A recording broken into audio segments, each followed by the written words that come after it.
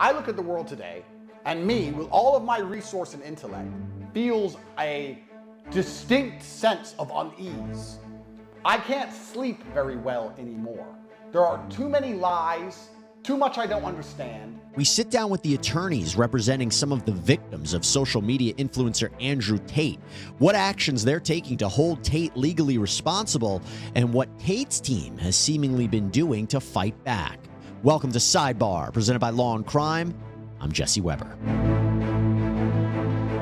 Now, for those of you who've been following us here on Sidebar, you know that we have been carefully covering the Andrew Tate legal situation. Tate, of course, is a former professional kickboxer, self-help guru, social media star, who, along with his brother Tristan and two women, were arrested back in December of last year out in Romania. And then in June of this year, they were charged with rape, human trafficking, and forming a criminal gang to exploit women. The prime allegation, according to the local Romanian investigative agency, is that the brothers operated a webcam business that created an, quote, organized crime group with the purpose of recruiting, housing, and exploiting women by forcing them to create pornographic content. There are reportedly 7 alleged victims in that case, but the Tates are currently awaiting trial and they have denied all the allegations.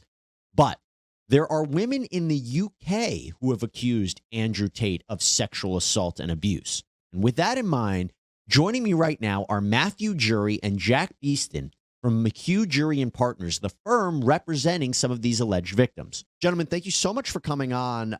First of all, Matthew, got to start with you. Matthew Jury, as a last name, it really sounds to me like you had no choice but to become a lawyer. Is that what was going on with your parents? Well, yeah, I think it's nominative determinism in action. Yeah. It is my real name. Okay, it's not a stage name or anything like that. Not a stage name. All right. So first of all, I'm very happy to have you both here. Matthew, I want to start with you. For people who don't know, if you can briefly explain some of the allegations from your clients, and my understanding is you represent 4 alleged victims of Andrew Tate here, correct? Yeah, that's right. So we represent 4 English victims of alleged crimes by Andrew Tate here in England, in this jurisdiction. 3 of them, all of them allege serious physical and sexual assaults. 3 of them allege rape. Through line between all of them, the modus operandi, the alleged modus operandi is all of them in their statements will testify to Tate allegedly strangling them to the point that the blood vessels in their eyes burst and that they lose consciousness. And in the cases of those individuals who allege rape, he would do that, then carry on having sex with them. So that's that's the common pleading across all 4 cases. Hey, are you looking for some more true crime content? Aren't we all? Well, if you haven't already, you got to check out one of the best that there is, and that is the True Crime Garage podcast. True Crime Garage is going to be your next binge listen. How do I know that? Well, each week, the Garage guys cover a new case featuring missing persons cases, cold cases, solved stories, and serial killer profiles. You can search and listen to True Crime Garage on Apple, Spotify, all the best podcast listening apps. And of course, for more information, you can go to truecrimegarage.com. And Jack, I want to go to you. Other than their accounts, what other evidence do they have to back this up? And I want to also ask you, these are 4 independent accounts, right? It's not as if these 4 accusers came forward, had a conversation with each other about or sharing details. This is their independent assessments of what happened to them, and then you're seeing that the similarities between their accounts. Let's first start there. Am I right about that? Yes, broadly you are. Two of the claimants were knew each other and experienced what they experienced simultaneously. One, in fact, was an eyewitness to alleged crimes committed against the other. So their testimonies support each other and were reported to the police. And then there are 2 separate individuals whose stories and accounts are factually different, but their experiences are similar in some fairly significant ways, as Matt explained. And just to follow up, what other evidence besides, the corroboration of these witnesses or people who shared these similar experiences. What other corroboration do these your clients have to prove what happened to them? Sure. I mean, I have to be a bit careful about Sure. what I say because, particularly in this case, and as we've seen in America, there is a quite real threat of harassment and intimidation of witnesses and individuals who speak out against Tate.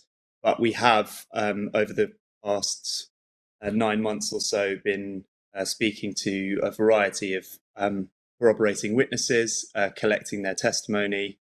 And on top of that, we have various other pieces of evidence, including, messages, voice notes, etc., which have come directly from Tate himself, and statements made by the claimants contemporaneously when they first went to the police. So there's significant evidence. It all supports exactly what our clients told us when we first met and first spoke with them, and it paints pretty traumatic picture of the alleged crimes that Andrew Tate committed.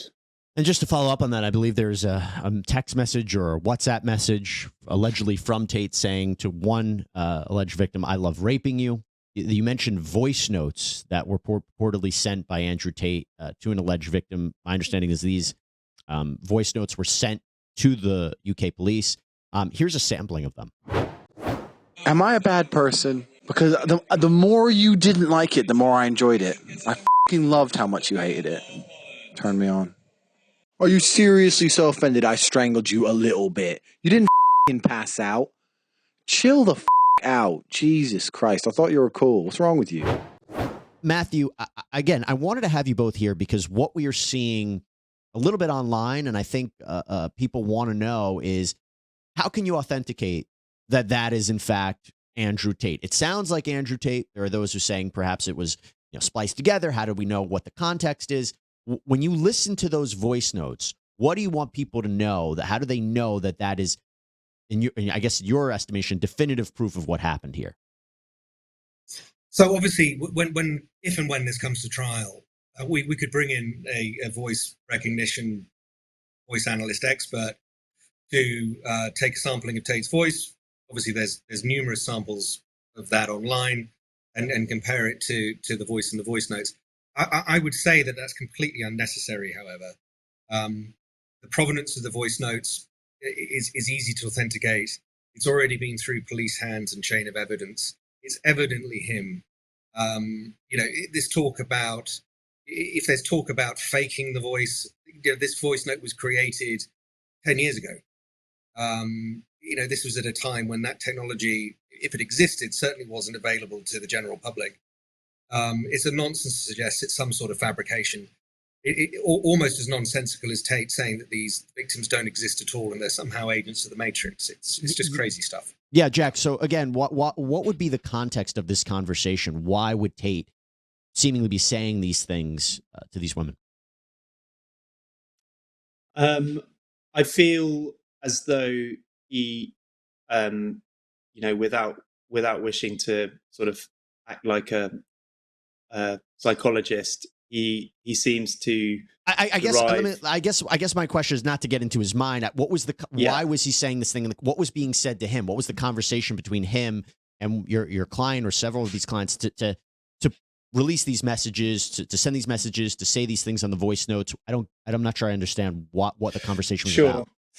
So it was essentially a conversation in which our client, having extricated herself from the situation that she had been in with Tate, had essentially confronted him after he'd begun by messaging her out of the blue with some, I can't remember the exact context, but essentially he messaged her unprompted. This is something that I think anyone with any personal experience of Tate seems to suggest that he does often. If you're sort of in his phone book, he will pop up with messages every now and then, just to, I don't know, seemingly almost mess with our client. And when she confronted him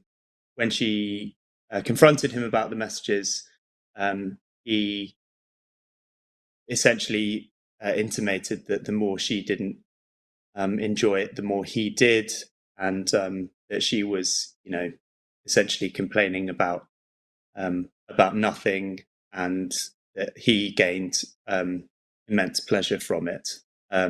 So they're pretty hard read, and they're hard to listen to. And again, it seems to be part of a kind of wider way in which he operates, or operated at that time, particularly with women.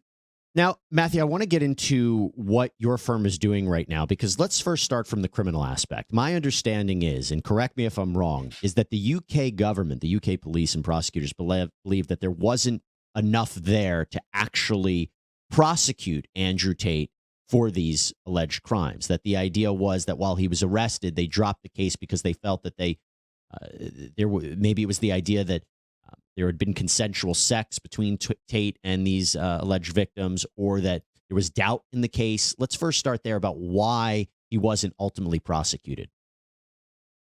Sure. So to start with, just to explain in the briefest possible way.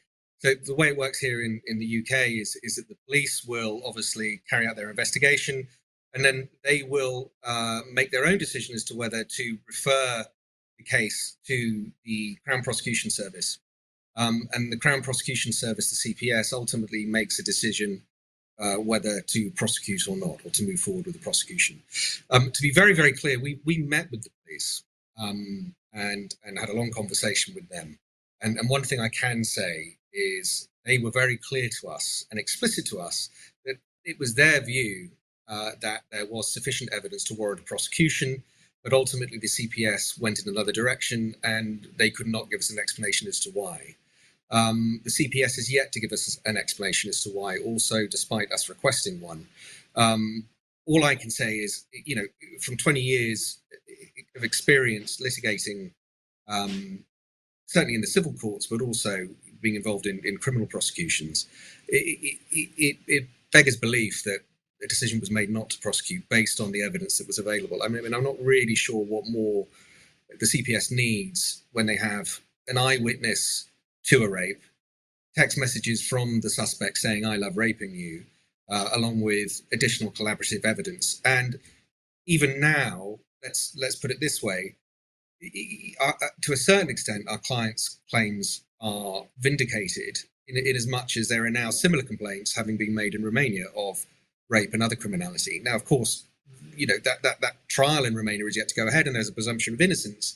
But these are claims from 10 years ago, and claims also being made now. So what I would be saying to the CPS is I think it's time to revisit your decision. And are you petitioning them to reopen the criminal investigation? Yes, very much so. And what's the status of it, if you can tell us? Ongoing. Ongoing. That's what I would say. Ongoing. Okay, Yes. So now, Jack, in the civil arena, your firm hasn't filed a civil action, a lawsuit against Andrew Tate at this point. Am I correct? And if so, why? I think it's obviously important that you prepare your case properly, and that you get all the evidence that you can and that you might need before filing. That's just good procedure. What I can say is that we will be filing the case very, very soon. The process has already begun. Any claims that there's no ongoing civil case against Tate in the UK, while perhaps technically correct in that there isn't a claim number and the case hasn't yet been looked at by the court, is factually and in reality completely incorrect, because that work has begun and is far along. My understanding also, Jack, is that there might be a fundraiser that has been started. Can you talk to us about that? Yeah, of course. So commencing legal proceedings in the UK is not cheap. You have to pay for court fees. You have to instruct the right experts and do a lot of preliminary work with the aim of building as strong a case as you can. If you hurry the process and you try to do it on the cheap, you end up with a case that can be liable to be struck out, or you get yourself tied in knots trying to amend your pleadings and all those sorts of things down the line. So that's not how we litigate cases, and that's not really how it should be done. And our clients are unable to pay for their fees themselves. Sort of feel that they shouldn't have to either, given their experiences and the failings of the criminal justice system. And so they have a crowdfunder on a website called Crowd Justice, in which they are raising money to fund the initiation of the proceedings.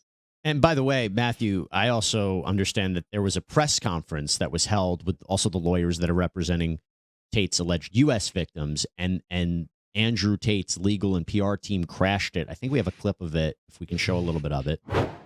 Așteaptă puțin. Vă citesc din comunicatul de presă dat de McJury Partner. Reclamantele din acțiunea legală din Marea Britanie au demarat un crowdfunding pentru a-și plăti taxele legale. Acestea vă roagă respectuos ca toate relatările pe acest subiect să includă un link către pagina lor de Crowd Justice și apoi linkul. Asta este comunicatul dumneavoastră, este comunicatul.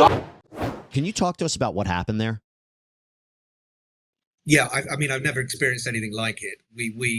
We alongside US counsel who are representing US victims of Tate's alleged crimes, we hosted a press conference in Romania to ensure that the Romanian press and the Romanian people were properly informed about proceedings in the US and the UK, but also were properly informed, and the public were properly informed about a campaign of harassment and intimidation of the victims by Tate and his team.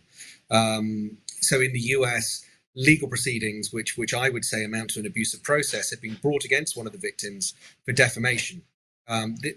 This victim is a witness in the Romanian proceedings.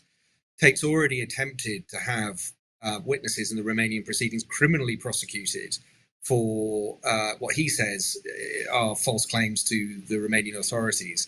That was thrown out by the Romanian courts last week. I think it was last week, but certainly recently.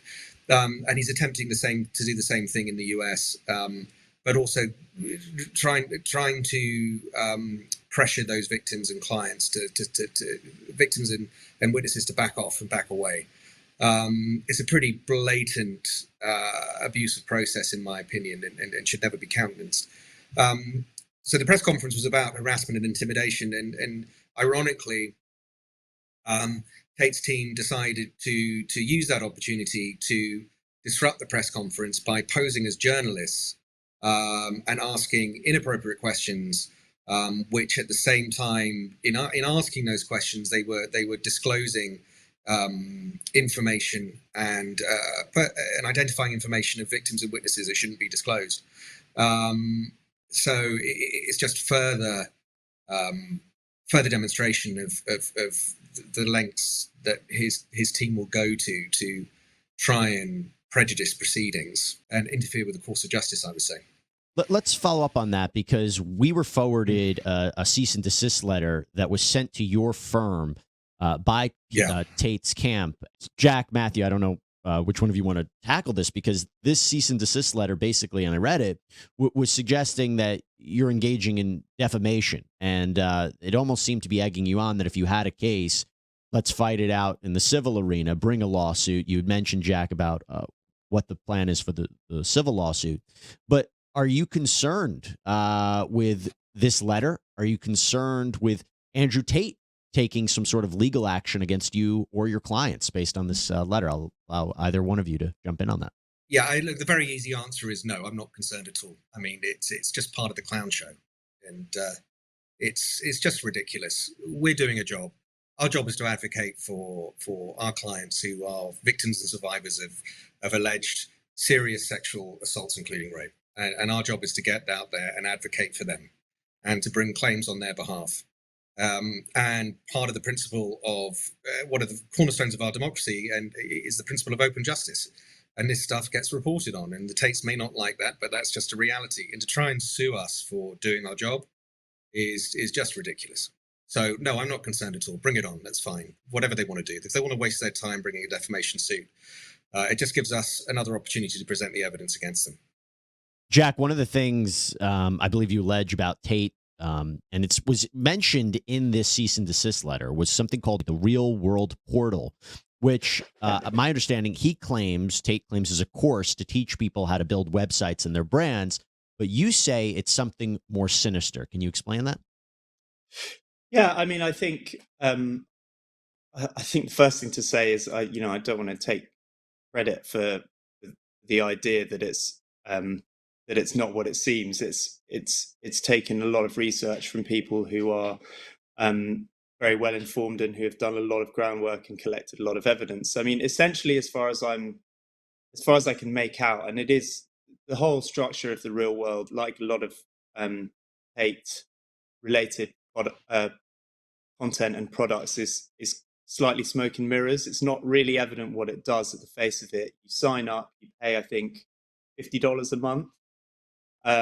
There's evidence that it is advertised and directed at young men and children, so people as young as 11, 12, 13 years old, and then essentially it seems to be that you just create and promote Tate related content on TikTok and YouTube and other related channels, and encourage people to join the real world, at which point you get paid if you get a certain number of commissions. So that is described as a multi-level marketing scheme by the Tates, who are now seemingly sort of distancing themselves from a product which has their face all over it. And another way of describing it is, potentially as a pyramid scheme.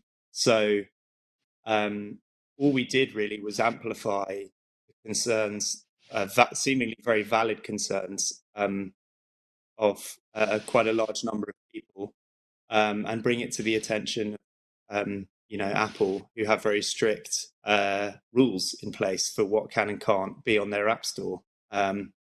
It seems as though the Tates have taken offense at us doing that, but actually I think they are yet to provide any explanation or counter arguments to it.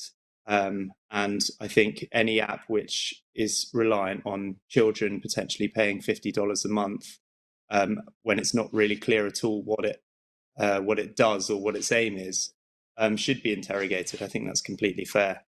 Now, talking about the money aspect here, Matthew, I want to end our conversation on this. So we've covered a lot of sexual assault cases, and one of the big questions is, why do the victims come out years later? There are a number of reasons why that happens. But I want to give you the opportunity to end this conversation, Matthew, with explaining, because somebody might look at this and say, it's once Andrew Tate and his brother become super, super famous on social media, they're flaunting their wealth. Now it's when the accusers come forward. I want you to end the conversation to explain why we are seeing this now. Is it something must have changed? And I read a little bit about it, and I mean, I don't want to put words in your client's mouth, but it seems that they believe once he gained this power and notoriety, they felt the need to come forward. But again, you could see the other side of it, where people are questioning their credibility, that they're coming out now when they see the power and wealth of Andrew Tate. Yeah, I mean, look, there's the very basic reason, which is if you are subject to serious sexual assault, the trauma of that can take years to reconcile with, to the point where you feel that you can take some action. And to be fair to our clients, they took action immediately. They reported it to the police. They did everything that they were supposed to do, and society expects them to do. And the police failed them. The authorities failed them. And so they were left without any recourse to justice. And really, the answer to the question, why now, 10 years later, let's remember that criminal investigation didn't conclude until 2019. Thereafter, the victims have given up any hope for justice.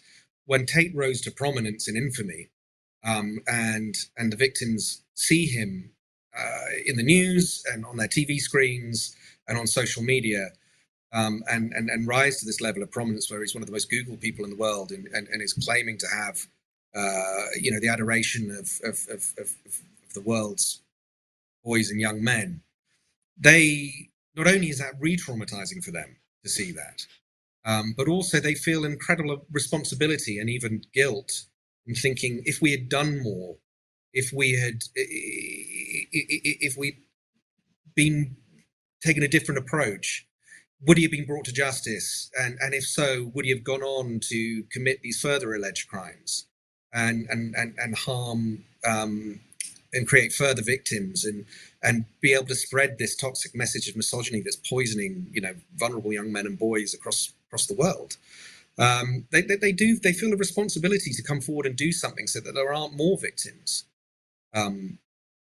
It's very difficult to speak for them on this subject because obviously it's a very personal and private thing. And if you haven't been a victim of sexual assault, if you haven't been a victim of rape, I'm not sure. It's very difficult to answer, and everyone's answer is going to be different.